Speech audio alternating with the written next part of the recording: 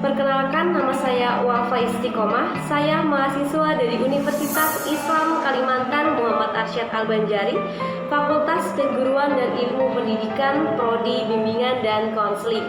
Di sini saya akan menjelaskan serta mempraktekkan konseling individual menggunakan teknik kognitif behavioral therapy atau bisa lebih disingkat lagi dengan CBT, di mana saya mendapatkan tugas dari dosen saya yaitu Bapak Rudi Haryadi MPD selaku mata kuliah dari praktikum konseling individual. Di sini saya akan menjelaskan mengenai pendekatan kognitif behavior therapy, yaitu pendekatan yang didasarkan pada formulasi kognitif keyakinan dan strategi perilaku yang mengganggu. Proses konseling didasarkan pada konseptualisasi atau pemahaman konseli atas keyakinan khusus dan pola perilaku konseli.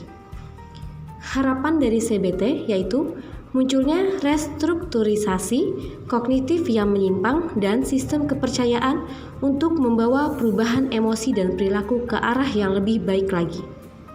Berikut contoh video konseling individual menggunakan teknik pendekatan kognitif behavior therapy atau bisa lebih disingkat lagi dengan CBT menggunakan teknik-tekniknya.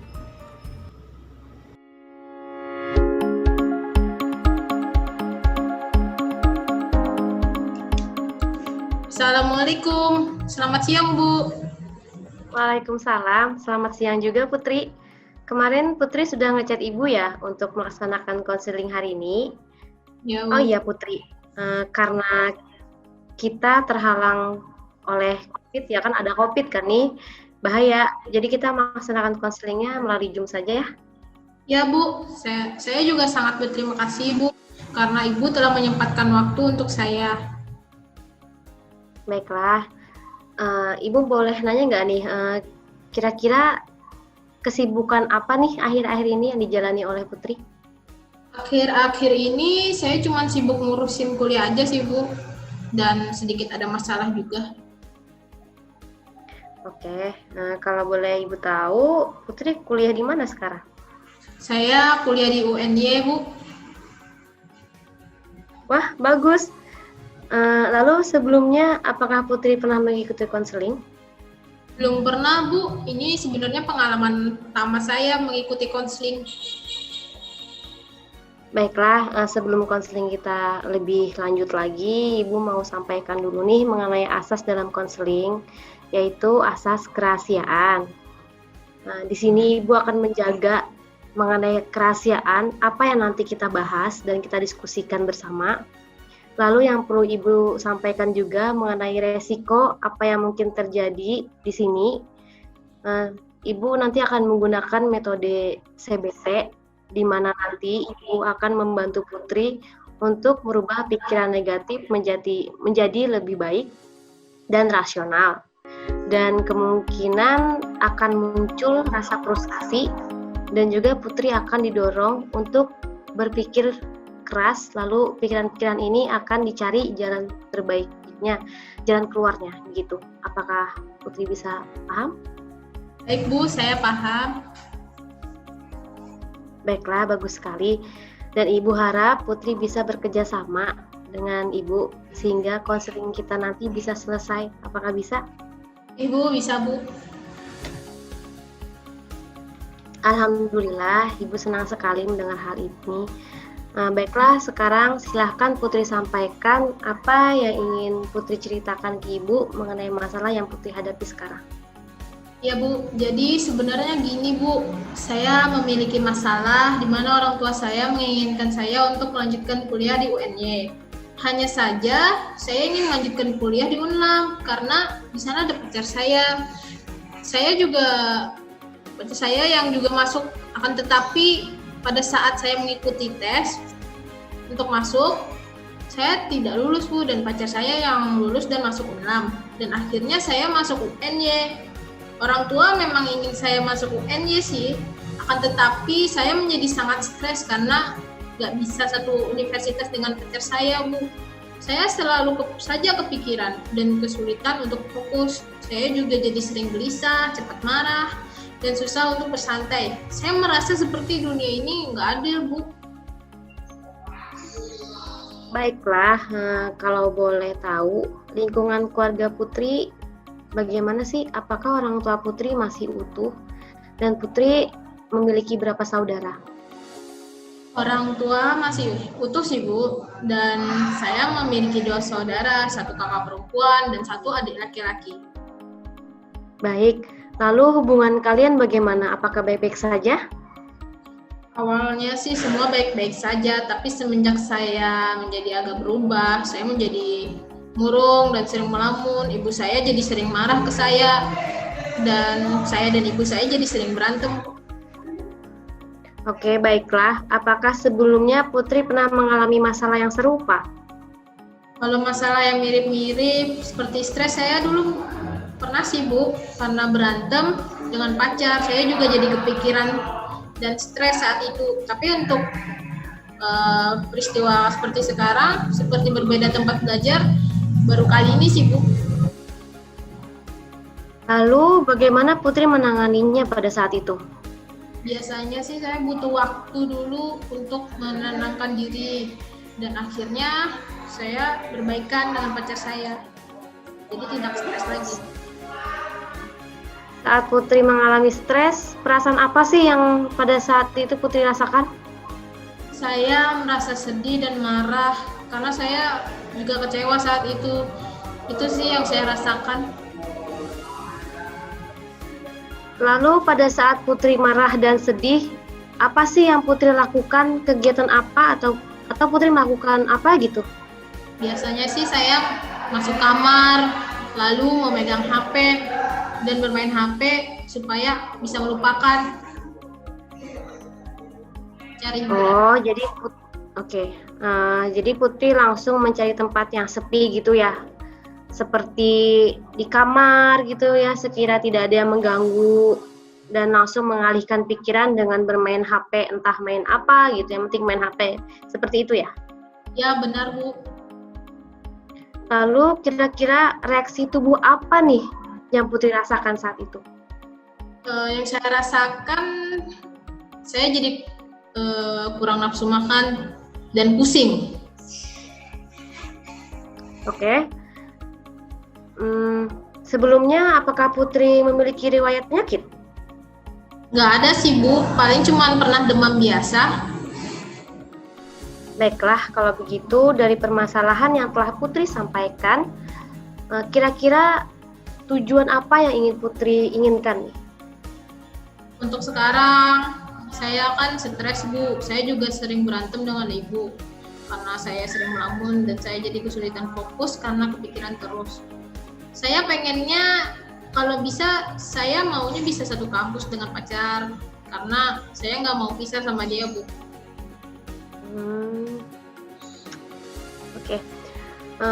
Putri, Ibu telah merangkum dari permasalahan yang Putri ceritakan tadi, di mana Putri mengalami stres sehingga Putri merasakan lelah, mudah marah, sulit konsentrasi, dan juga kehilangan minat, yaitu kurang nafsu makan, dikarenakan Putri memikirkan pasangan Putri yang beda kampus dengan Putri, sehingga Putri juga sering bertengkar dengan orang tua, yaitu ibu Putri.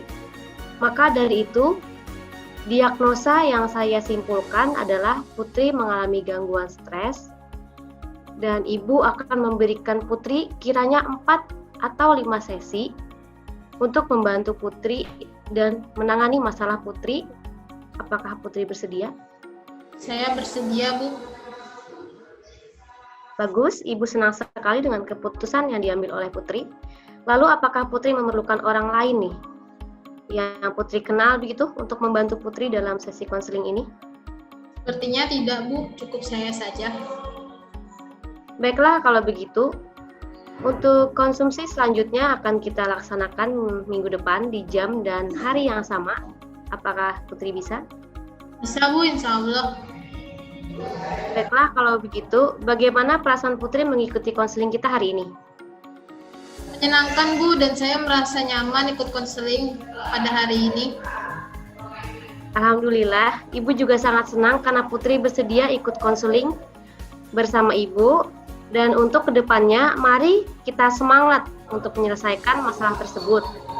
Sebelumnya saya ingin Putri mengamati masalah yang Putri alami, lalu catatlah perasaan dan situasi juga pikiran negatif apa yang keluar saat kejadian itu terjadi, dan kalau ada reaksi lain seperti reaksi fisik gitu juga bisa dicatat nanti. Nanti Ibu berikan contoh melalui WA ya. Apakah dapat dipahami? Ya Bu, paham. Oke, sebelumnya saya tutup. Apakah ada yang ingin ditanyakan lagi kepada Ibu? Tidak ada Bu, sudah cukup. Baiklah, kalau begitu konseling kita hari ini Ibu tutupkan saja sampai di sini, dan akan kita lanjutkan minggu depan pada jam dan hari yang sama. Nah, sebelumnya bila ada salah kata-kata yang Ibu bicarakan yang tadi hari ini tadi, yang disengaja ataupun tidak disengaja, mohon maaf. Kalau begitu Ibu akhiri. Wassalamualaikum warahmatullahi wabarakatuh. Waalaikumsalam warahmatullahi wabarakatuh. Makasih Bu.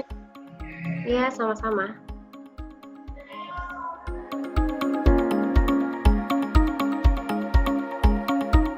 Assalamualaikum Bu. Waalaikumsalam Putri. Gimana nih kabarnya hari ini? Alhamdulillah baik Bu. Baiklah, kali ini kita akan memulai sesi selanjutnya. Kemarin kita telah membahas mengenai masalah Putri, di mana Ibu juga sempat memberikan Putri tugas untuk mencatat peristiwa yang selama seminggu ini Putri lalui. Sebelumnya Ibu ingin membahas untuk agenda kita, karena kita akan melakukan sesi di mana dalam pelaksanaan sesi ini membutuhkan waktu sekitar 2 kali pertemuan. Apakah Putri bersedia mengikuti konseling ini? Karena penting untuk membantu dalam mencari jalan keluar Putri. Iya Bu, saya bersedia. Kemarin kan Ibu telah mendiagnosa bahwa Putri memiliki gangguan stres, di mana Putri merasa lelah, mudah marah, sulit konsentrasi, dan juga kehilangan minat. Putri juga menjadi kurang fokus dalam ciri-ciri orang yang mengalami stres. Mereka memiliki ciri-ciri di mana orang yang stres akan gelisah dan tidak dapat bersantai. Lalu orang yang sudah seperti itu juga cepat marah, selalu merasa lelah yang berkepanjangan, sulit konsentrasi, bahkan untuk bekerja sederhana. Kemudian ciri stres yang lain yaitu kehilangan minat dan tidak bisa menikmati kegiatan apapun, dan juga khawatir berlebihan untuk hal yang tidak perlu, terus juga bekerja berlebihan meskipun tidak produktif. Juga berulang kali kehilangan harapan dan tujuan hidup dari ciri-ciri yang saya sebutkan tadi. Apakah Putri telah mengalaminya? Ya Bu. Oh, jadi gitu ya Bu. Lalu apa yang harus saya lakukan? Oke. Sebelumnya kita akan membahas tugas yang saya berikan ke Putri di minggu lalu untuk mencatat hal-hal yang Ibu kirim. Sesuaikan, jadi Putri sudah mengirim ke saya filenya. Oke, di sini situasi yang Putri alami saat itu sedang berdebat dengan Ibu, gitu ya. Perasaannya saat itu Putri sedih, kecewa, pikirannya otomatis yang Putri alami saat itu, aku aja terus yang disalahin gitu kan ya. Lalu yang Putri rasakan fisiknya adalah kepalanya pusing, dan perilaku yang Putri lakukan saat itu adalah langsung pergi ke kamar, begitu kan? Oke, jadi catatannya cuma segini aja gitu. Apakah ada permasalahan lain selain ini? Untuk permasalahan ini cuma satu, itu aja sih Bu. Baik, sebelumnya kan Putri menyebutkan kalau Putri berdebat dengan Ibu Putri, orang tua Putri. Kira-kira permasalahan apa sih sampai Putri berdebat dengan Ibu? Pikirkan kalau boleh tahu. Apa? Saat itu saya kan sedang kurang fokus. Jadi saya melakukan kesalahan. Seperti waktu itu saya disuruh untuk menjaga gorengan. Tapi karena saya melamun dan kurang fokus, gorengannya akhirnya gosong Bu. Lalu akhirnya saya berdebat dan dimarahin Ibu. Lalu ibu saya membahas tentang kuliah lagi, jadi saya kesel dan sedih juga kecewa, Bu. Oh, jadi karena Ibu Putri sering membahas lagi mengenai permasalahan kuliah Putri, jadi kesal begitu ya? Iya, Bu. Kalau boleh Ibu tahu, bagaimana ya perasaan Putri secara emosional? Saya merasa sepertinya ibu saya selalu menyalahkan saya mengenai kuliah ini, padahal kan ini tidak sesuai dengan apa yang saya inginkan juga. Jadi ketika Putri punya pikiran seperti itu, perasaan Putri yang sebenarnya apakah sedih, marah, atau yang lain gitu? Yang saya rasakan, saya merasa sedih, bercampur marah. Oke, kira-kiranya nih hal buruk apa yang mungkin akan terjadi dari situasi yang Putri alami saat ini? Dan jika terjadi, kira-kira bagaimana Putri bertahan akan situasi itu? Mungkin saya akan terus bertengkar dengan ibu saya, dan jika ini terjadi mungkin saya akan menghindar supaya nggak bertengkar dengan ibu saya terus. Lalu kira-kira apa yang didapat dampaknya jika Putri terus-menerus mempercayai pikiran tersebut? Mungkin dampaknya aktivitas saya akan terganggu sih, dan saya juga jadi terhambat, dan saya juga hubungan dengan orang tua jadi kurang baik, Bu. Misalkan ada orang lain yang mengalami hal yang sama dengan Putri ini kan, kira-kira apa sih yang dilakukan orang tersebut? Dia akan minta maaf pada orang tuanya, Bu. Oke, baik. Lalu kira-kira apakah Putri bisa menerapkan hal tersebut? Saya merasa sulit, Bu, untuk sekarang. Kalau boleh tahu, apa alasannya, mengapa? Sebenarnya sih saya mau minta maaf, tapi pasti habis minta maaf nanti dibahas lagi sama ibu saya. Baik, di sini Ibu menyimpulkan kalau Putri sering berdebat ya dengan Ibu Putri, orang tua Putri, dikarenakan Putri menjadi tidak fokus mengerjakan tugas di rumah, sehingga Putri sering kena marah dan sering mengungkit-ungkit ibunya Putri, mengungkit-ungkit masalah kuliah Putri, juga menjadi marah, yang kecewa. Lalu di sini saat Putri ingin minta maaf, Putri berpikir bahwa mungkin kalau sudah minta maaf nanti akan dibahas lagi, begitu. Iya, Bu. Oke, kalau begitu sekarang Ibu sudah mendapat beberapa data-data yang nanti akan kita lanjutkan di sesi selanjutnya untuk kita bahas satu persatu. Permasalahan yang telah kita dapat untuk sesi selanjutnya akan kita lanjutkan di minggu depan di waktu yang sama. Apakah Putri bisa? Insya Allah bisa, Bu. Baik, nah sebelumnya Ibu ingin Putri tetap menuliskan seperti contoh kemarin. Lalu kedepannya saat pertemuan kita bahas lagi. Dan sebelum menutup konseling pada sesi hari ini, apakah ada lagi yang ingin Putri sampaikan atau Putri tanyakan nih kepada Ibu? Sebelumnya saya merasa terbantu dalam mengatasi permasalahan saya, dan saya merasa didengarkan, Bu. Terima kasih banyak, Bu, sebelumnya. Itu saja sih, Bu. Ya, sama-sama Putri. Ibu juga senang sekali Putri mau melaksanakan konseling bersama Ibu. Dan untuk Putri, suatu permasalahan itu pasti ada jalan keluarnya. Setiap soal pasti ada jawabannya. Maka dari itu kita harus semangat dan jangan melihat ke belakang terus. Jadi Putri harus maju, lihat ke depan gitu ya. Ya, Bu, makasih banyak, Bu. Ya, sama-sama. Baik, kalau begitu proses konseling kita hari ini Ibu tutupkan saja dan akan kita lanjutkan minggu depan pada waktu yang sama dan jam yang sama. Sebelumnya bila ada kata-kata yang kurang tepat dan salah gitu ya, maupun disengaja ataupun tidak disengaja, Ibu mohon maaf. Kalau begitu kita akhiri konseling kita hari ini. Wassalamualaikum warahmatullahi wabarakatuh. Waalaikumsalam warahmatullahi wabarakatuh.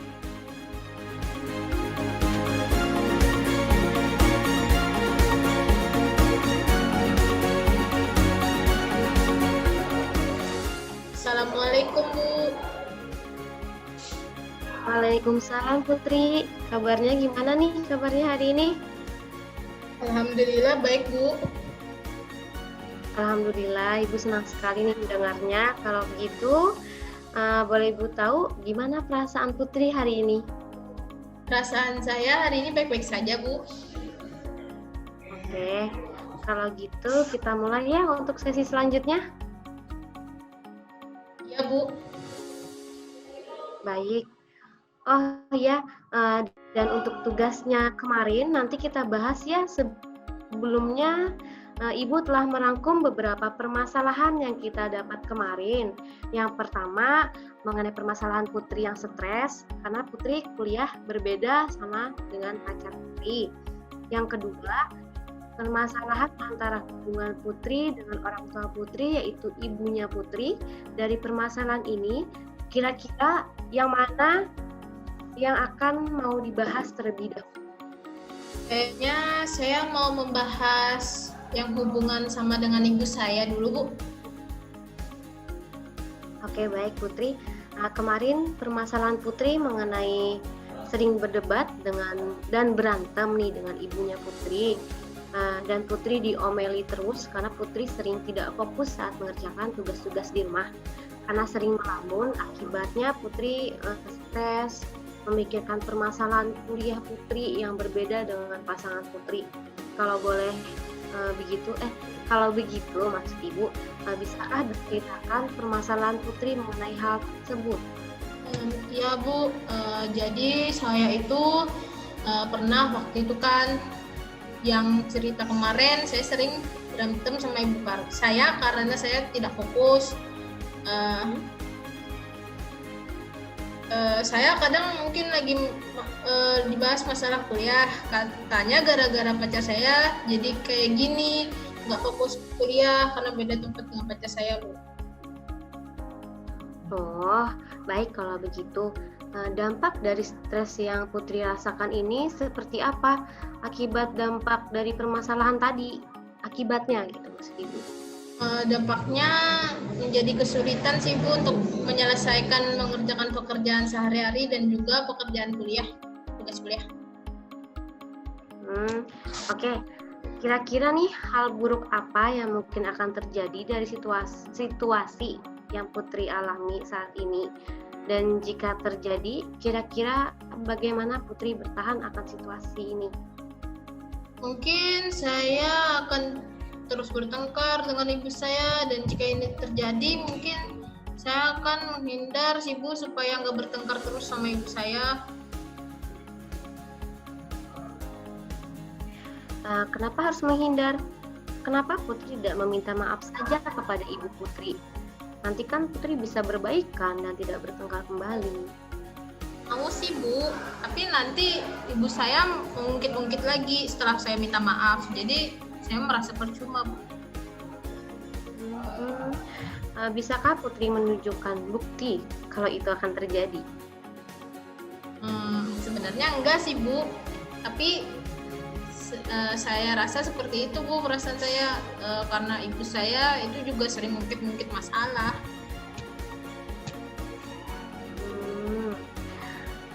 Sebelumnya, apakah Putri pernah mencoba meminta maaf kepada ibu Putri?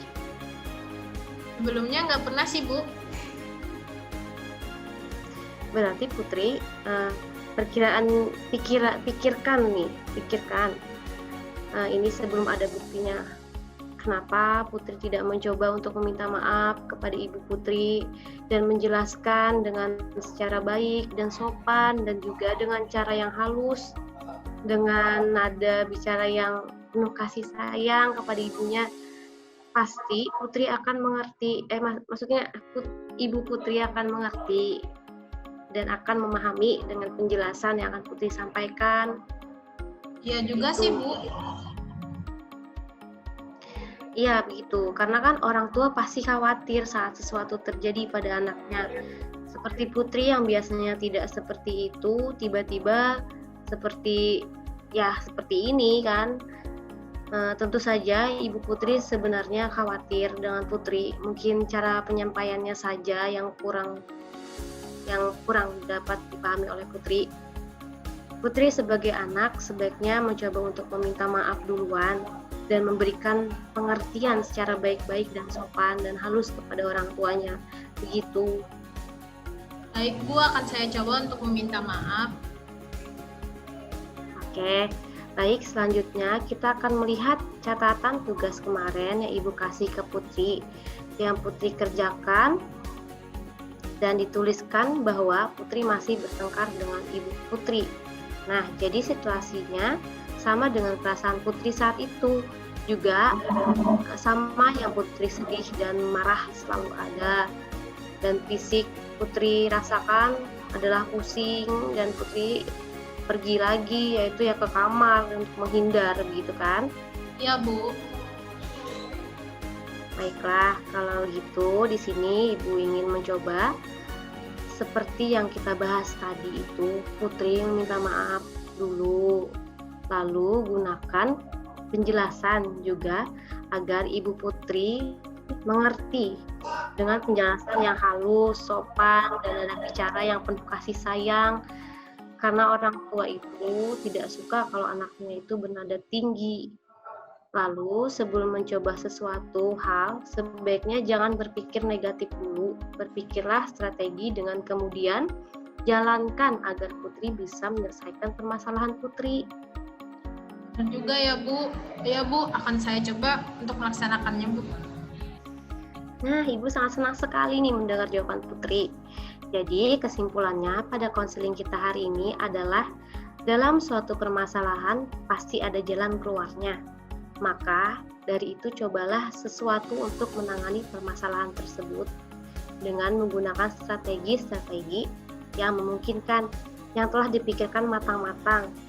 Kesalahan dalam mencoba dapat dijadikan sebagai pengalaman untuk mencari jalan keluarnya yang lebih baik. Maka dari itu janganlah takut untuk mencoba. Baik, karena sesi konseling kita pada hari ini sudah habis, mungkin jamnya ya. Maka akan kita lanjutkan di minggu depan di jam yang sama. Apakah bisa, Putri? Insya Allah bisa Bu. Oke, sebelum Ibu tutup, apakah ada lagi yang ingin Putri sampaikan dan Putri tanyakan kepada Ibu? Tidak ada Bu. Saya sebelumnya sangat berterima kasih dan sangat senang karena telah dibantu dalam menyelesaikan permasalahan saya, dan saya ingin mengucapkan terima kasih banyak sama Ibu. Ya, sama-sama Putri. Kalau begitu, Ibu tutupnya konseling kita hari ini. Semoga Putri bisa sukses di kedepannya apapun itu. Amin. Assalamualaikum warahmatullahi wabarakatuh. Waalaikumsalam warahmatullahi wabarakatuh. Jaga kesehatan ya. Ya Bu, makasih banyak. Jaga kesehatan.